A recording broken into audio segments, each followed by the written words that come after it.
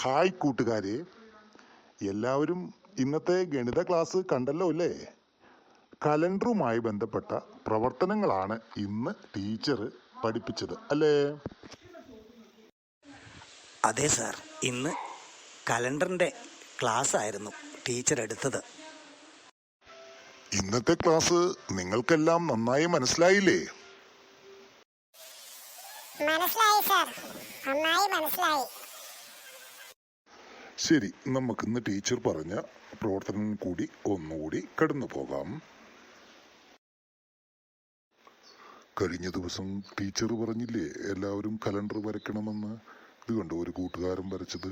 ഇതുപോലെ വരയ്ക്കാത്തവരെല്ലാം ഒരു കലണ്ടർ വരച്ചു വെക്കണം കേട്ടോ. പിന്നെ എന്താ കൂട്ടുകാരെ ടീച്ചർ പറഞ്ഞത്? ഓരോ വർഷവും ആഴ്ചകൾ ഓരോ ആഴ്ചയും എത്ര ദിവസം വെച്ച് വരുന്നുണ്ട്, എത്ര എണ്ണമുണ്ട് എന്നൊക്കെയാണ് ടീച്ചർ ചോദിച്ചത്. അതായത് ഒരു വർഷം എത്ര ഞായറാഴ്ചയുണ്ട്, എത്ര തിങ്കളാഴ്ചയുണ്ട്, എത്ര ചൊവ്വാഴ്ചയുണ്ട്, എത്ര ബുധനാഴ്ചയുണ്ട്, എത്ര വ്യാഴാഴ്ചയുണ്ട്, എത്ര വെള്ളിയാഴ്ചകളുണ്ട് എന്നാണ് ടീച്ചർ ചോദിച്ചത്. അതെ സാറേ, 52 ആഴ്ചകളും 53 ആഴ്ചകളുമുള്ള ദിവസങ്ങളുണ്ട്. സാധാരണ വർഷങ്ങളില് എല്ലാ ആഴ്ചകളിലും 52ഉം ഒരെണ്ണം 53 ദിവസങ്ങളുണ്ടാവും. എന്നാൽ അതിവർഷമുള്ള വർഷങ്ങളിൽ 2 ആഴ്ചകൾ 53 വെച്ചുണ്ടാവുമെന്നാണ് എനിക്ക് മനസ്സിലായത്.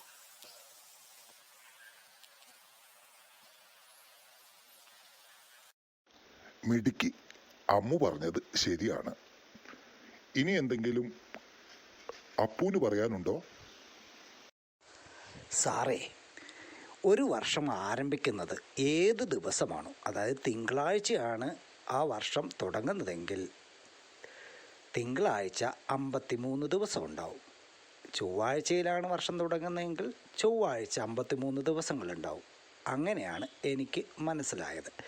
എന്നാൽ അതിവർഷം ആണ് എങ്കിൽ ജനുവരി 1-ാം തീയതി തിങ്കളാഴ്ചയാണെങ്കിൽ തിങ്കളാഴ്ച 53 ദിവസവും ചൊവ്വാഴ്ചയും 53 ദിവസമുണ്ടാവും. ഇനി വെള്ളിയാഴ്ചയാണ് ജനുവരി 1 തുടങ്ങുന്നതെങ്കിൽ വെള്ളിയാഴ്ചയും ശനിയാഴ്ചയും 53 ദിവസങ്ങളുണ്ടാകും. അല്ലേ സാർ?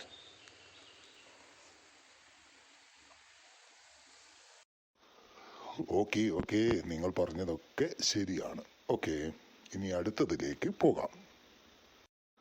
ഇനി ശ്രദ്ധിക്കുക, നമ്മളുടെ പഞ്ചായത്തിലെ കുടിവെള്ളം വിതരണം ചെയ്തത് മാർച്ച് 15-ാം തീയതി മുതൽ മെയ് 20-ാം തീയതി വരെയാണ്. എന്നാൽ ആകെ എത്ര ദിവസം കുടിവെള്ളം വിതരണം ചെയ്തു?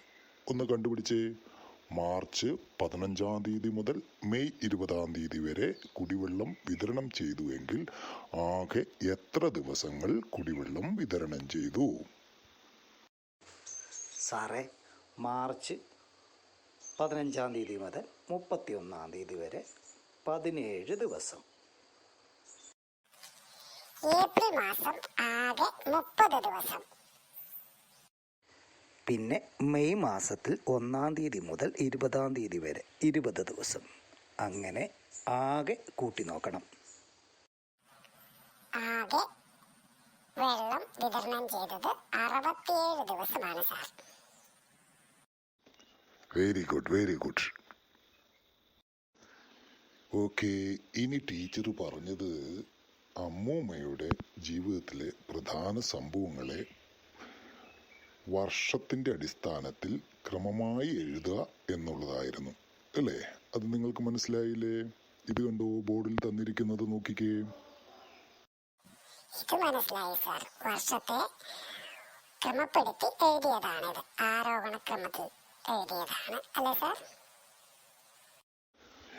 ശരി, എന്നാൽ കുട്ടികള് ഒരു പണി ചെയ്യണം. ഇത് കണ്ടോ, ഗാന്ധിജിയുടെ ജീവിതത്തിലെ പ്രധാന സംഭവങ്ങൾ തന്നിരിക്കുന്നത് കണ്ടോ? ഈ സംഭവങ്ങളെ വർഷങ്ങളുടെ അടിസ്ഥാനത്തിൽ ക്രമപ്പെടുത്തി ഒന്ന് മാറ്റി എഴുതി വെക്കണം. കേട്ടല്ലോ? ഓക്കെ, ശരി സാർ. ഇനി നമുക്ക് നോക്കാനുള്ളത് ഒരു കലണ്ടറിലെ അടുത്തടുത്തുള്ള 9 സംഖ്യകൾ എടുക്കുക, ആ സംഖ്യകളുടെ പരസ്പരം ബന്ധം കണ്ടെത്തുക എന്നുള്ളതാണ്. സാർ, ഇവയിലെ അക്കങ്ങളുടെ തുക 99 ആണ്. ഇവയിൽ ആകെ 9 അക്കങ്ങളാണുള്ളത്. നടുവിലുള്ള അക്കം 11 അപ്പോൾ ആ 11നെ 9 കൊണ്ട് ഗുണിച്ചാൽ 99 കിട്ടും. ആകെ അക്കങ്ങളുടെ തുക 99 നടുവിലുള്ള അക്കത്തെ 9 കൊണ്ട് ഗുണിച്ചാലും ആകെ അക്കങ്ങളുടെ തുകയായ 99 കിട്ടും. അതും ശരിയാണ്. ഗുഡ്. അടുത്തത് നോക്കൂ. ഒരു കലണ്ടറിലെ അടുത്തടുത്തുള്ള 3 സംഖ്യകളെയാണ് തിരഞ്ഞെടുത്തിരിക്കുന്നത്. ഇവയുടെ ആകെ തുക എത്രയാണെന്ന് കണ്ടുപിടിക്കാവുന്ന പ്രവർത്തനമല്ലേ തന്നിരിക്കുന്നത്. കലണ്ടർ എടുത്തു വെച്ച് ഇത്തരം കൂടുതൽ പ്രവർത്തനങ്ങൾ ചെയ്ത് പഠിക്കണം കേട്ടോ. ശരി സാർ. ഇനി കൂട്ടുകാര് പാഠപുസ്തകത്തിൽ നൽകിയിരിക്കുന്ന ഈ പ്രവർത്തനങ്ങളെല്ലാം ചെയ്തു നോക്കണം. നിങ്ങൾ ശ്രദ്ധിക്കേണ്ട കാര്യം, ഈ പാഠം ചെയ്യുമ്പോൾ ഒരു കലണ്ടർ എടുത്തു വെച്ചിട്ട് ആ കലണ്ടറുമായി ബന്ധപ്പെടുത്തി വേണം പ്രവർത്തനങ്ങൾ ചെയ്ത് പരിശീലിക്കാൻ. ഓക്കെ, അപ്പോൾ എല്ലാവർക്കും thank you. Thank you sir.